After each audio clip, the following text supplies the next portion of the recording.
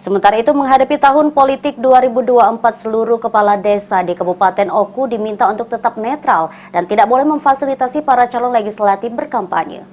A1 KWK atau daftar pemilih sementara. Memasuki tahun politik tahun 2024, PJ Bupati Oku Teddy Melwansyah terus mengingatkan masyarakat agar tak terpecah belah. Termasuk seluruh kepala desa diminta untuk tetap menjaga netralitasnya.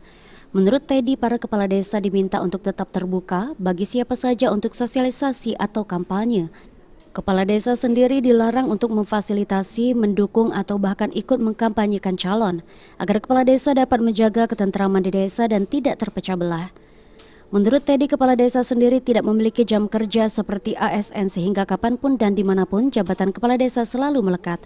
Oleh karena itu dirinya mewanti-wanti agar kepala desa agar tetap menjaga netralitasnya. Sudah kami sampaikan bahwa hati-hati, tahun depan sudah mulai masuk tahun politik, mulai dari pilpres, pileg, ya, pilkada, semuanya pasti akan datang ke desanya masing-masing. Untuk itu berlakulah netral, jangan memilih dan memihak dengan salah satu kandidat. Semua diterima. Bila ada calon, baik itu mulai dari pilpres, pileg maupun pilkada yang ingin bersosialisasi di desanya, silakan, jangan dihalangi, jangan dihambat.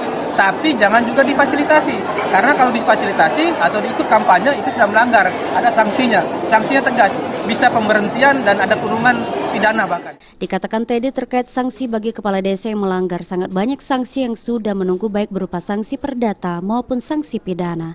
Ari Pranika, PAL TV.